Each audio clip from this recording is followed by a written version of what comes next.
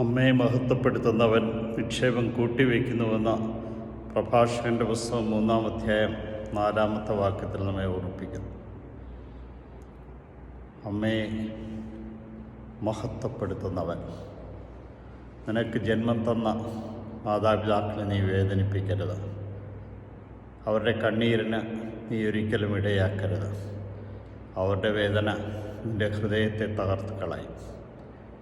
ഇന്ന് നാം കാണുന്നത് തങ്ങളുടെ ആവശ്യങ്ങൾ നിറവേറ്റി കൊടുക്കാത്ത, താൻ ചോദിക്കുന്നതെല്ലാം നൽകുവാൻ സാധിക്കാത്ത മാതാപിതാക്കളെ കഴുത്തിന് ഞെരിച്ചു കൊല്ലുന്നതും വെട്ടിക്കൊല്ലുന്നതും ചുറ്റിക കൊണ്ടടിച്ചു കൊല്ലുന്നതുമൊക്കെ നമ്മുടെ ചുറ്റും നാം കാണും. ആ അമ്മയുടെ ശാപം അല്ലെങ്കിൽ പിതാവിൻ്റെ ശാപം എന്നേക്കും നിലനിൽക്കുമെന്നും നിൻ്റെ നാശത്തിന് കാരണമാകുമെന്നും നീ അറിയണമെന്നും അതുകൊണ്ട് അവരെ മഹത്വപ്പെടുത്തണമെന്നും ഓർമ്മിപ്പിക്കുന്നു.